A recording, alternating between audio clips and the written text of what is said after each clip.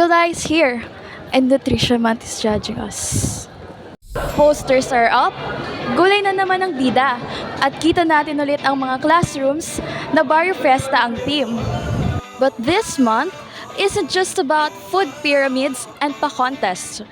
It's a reminder na baka hindi sapat yung isang cup of rice lang po kung iced coffee lang din naman yung uulamin mo. So tara, samahan nyo kaming i-call out ang legit na health champ sa SVCC. Let's go! So, what's your name, grade, strand, and section po? My name is Rian Flabel Maraliag from 12 STEM Uranus. So, if you could only eat one healthy food for the rest of your life, ano ang pipiliin mo? For me, I think it would be carrots kasi isa siya sa one of my favorite vegetables and it could go with any viand. And syempre, pwede rin siyang gawing raw or kaya cook. And madali lang din kasi siyang i-prepare. So for me, that's my favorite and preference ko. So, if magiging prutas ka, anong prutas ka at bakit? Grapes. Kasi even though it's small and tiny, basta yun, small, it's full of flavor. Ayan.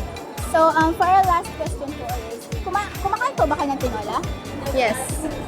Ano ang dapat na isahog sa tinola? Papaya or sayote? That's a hard question. Pero I think both. Thank you po. Danica Febidal and 11 Aris po. So, my question for you is, if you could only eat one healthy food for the rest of your life, anong pipiliin mo? Kahit anong food ba? And, Yes. siguro kung for me, sinigang. Bakit po sinigang? Favorite ko po siya, then favorite ko din po yung talbos, then sinigang. What are some of your favorite healthy go-to foods? Ano ulit? Yung mga foods po na lagi mo pong kinakain. Kahit anong food po, like for example, mga junk food po doon. Yes. Kahit hindi I mean, healthy food po. healthy food po ba? Siguro for me, wala kasi ako maisip eh. Burger na lang po, since may ano po siya, mga kamatis, na may kadalag po. Kumakain po ba kayo ng tinola? Slide po. So, for our last question po, ano po ang dapat na isahog sa tinola? Papaya or sayote? Sabi po kasi ng magulang ko, sayot. Sige po. Thank you po. I'm Rian Christine Obella Mayor from 12 STEM. So, my question for you is, if you were offered to try a certain type of food once, what would you try? Actually, wala akong ganun computer eh. Pero there's ano ba, dish or ano. Kahit ano po. Meron kasi sa Thailand nung parang inaalok na shrimp yung buhay. Oh, yeah. Parang live na mga kinakain. So, my second question for you is, what are some of your favorite healthy go-to foods? Ano, definitely adobong kangkong, parang mabilis lang lutuin. Kumakain po ba kayo ng tinola? Hindi mo. For your, ano lang po, for, in your opinion lang po, ano po ang dapat na isang sa tinola? Papaya or sayote? Definitely sayote. Bakit papaya? Thank you po. Thank you. My name po is Cyrus James Silarte po. Strand po ay STEM and section po ay Sagittarius. So, what food do you often eat even though it's not your favorite? Ano po ba yan? Vegetables po. About pa rin po. Okay. Ano po? Papaya. Ay, papaya. Ampalaya po. Bakit po ang pala? Ayaw po ng lasa.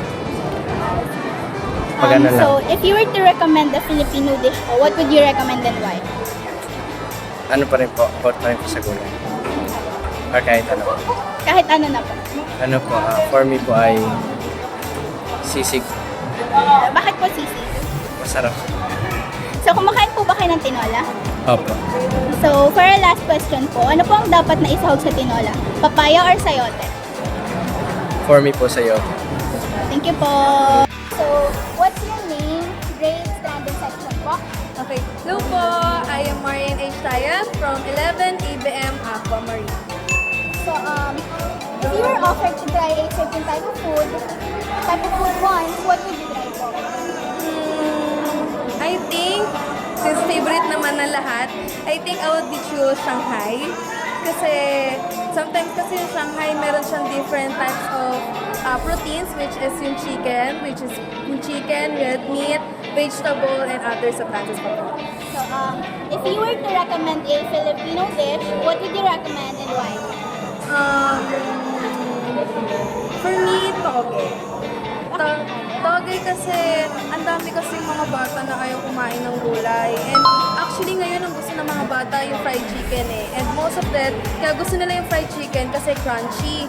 So ngayon, why not i-try nila yung toge para may sustansya plus crunchy pa.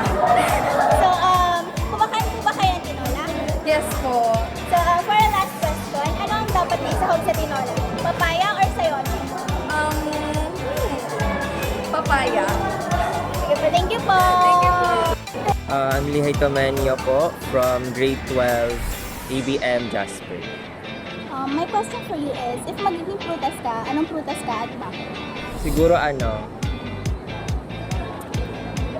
Siguro lemon kasi parang malapit siya kay Mami Oni. Sige po. So, for my second question is, what are some of your favorite healthy go-to foods po?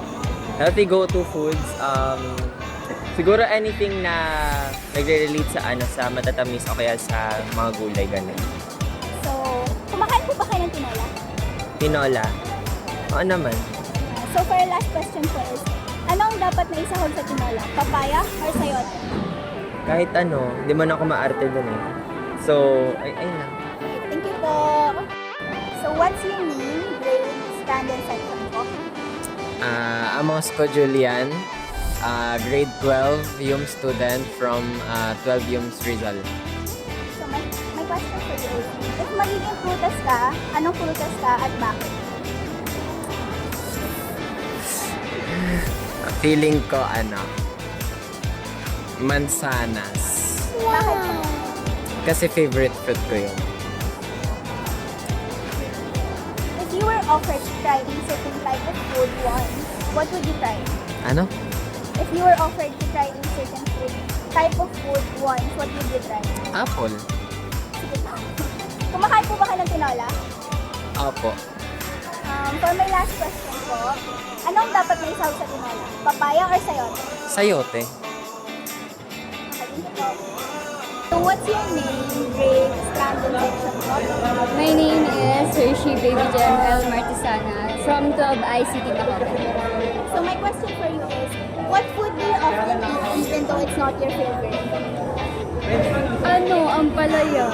Bakit po ang palaya? I don't like ampalaya kasi maano yung lasa. Tsaka allergy, pero I had no choice. So my second question is, if you were to recommend a Filipino dish, what would you recommend and why? Pininyahang manok. Bakit? Because, all in. May gatas, may patatas, carrots, and everything. So, Kumakain po ba kayo ng tinola? yes. So for our last question po is, anong dapat na isahog sa tinola? Papaya or sayote? Sayote. Okay po, thank you po.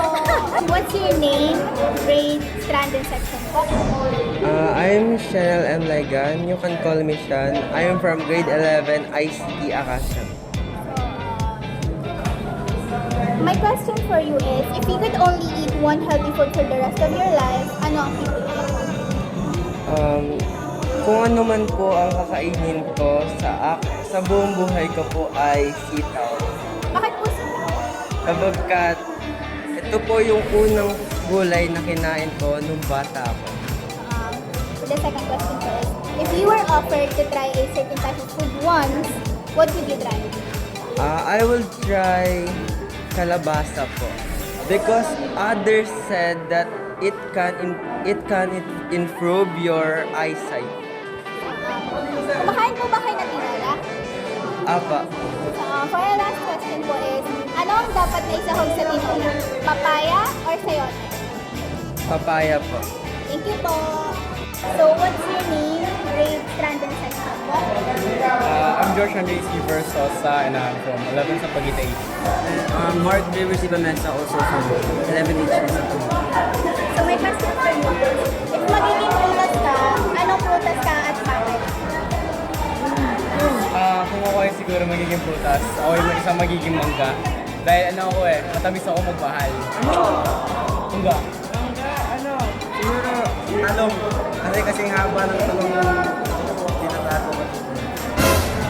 So, if you could only eat one healthy food for the rest of your life, ano ang pipiliin? Ano po ulit? If you could only eat one healthy food for the rest of your life, ano ang pipiliin? For me, it's potatoes because I really love potatoes. Kahit anong luto pa yan, basta patatas. Also, potatoes din. Kasi maarte ako sa gulay And syempre, favorite ko french fries. So, potatoes. Kumakain po ba kayo ng tinola? Yes. For our last question, ano ang dapat nisawag sa tinola? Papaya or sayote? Sayote. Sayote. Papaya. Papaya sa tinola. Kadiri My name is R.A. Rodriguez po and I'm from 12H Eaters.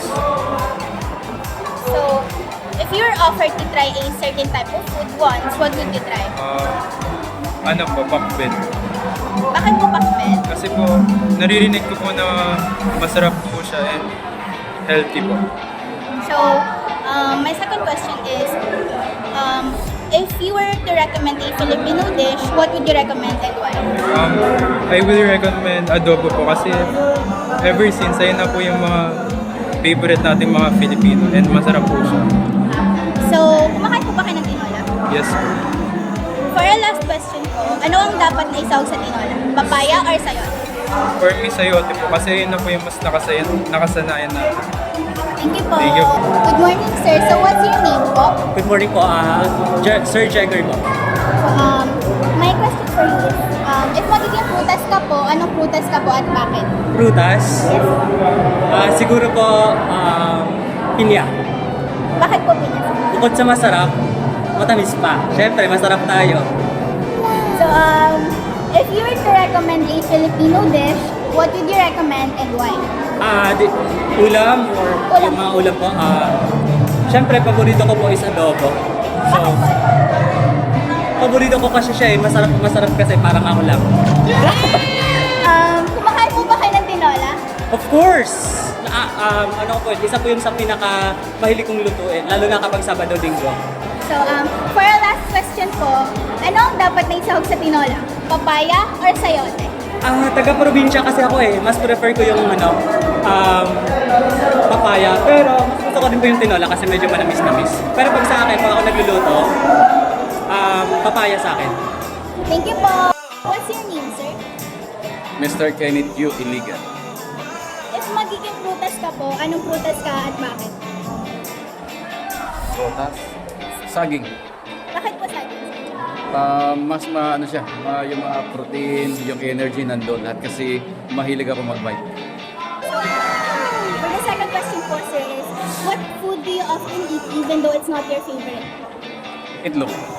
Bakit po ito, sir? Partner siya sa saging. Yung itlog. Yan yung masarap sa agahan lagi. Kumakain po ba kayo ng tinola, sir? Yes. Kahit anong klaseng tinola. So, for our last question po, ano ang dapat na isahog sa tinola? Papaya or sayote? Papaya. Thank you po. Nutrition Month teaches us na hindi lamang ang puso ang dapat nating alagaan, kundi pati na rin ang ating katawan. Kaya kahit walang nag-i-eat well sa'yo,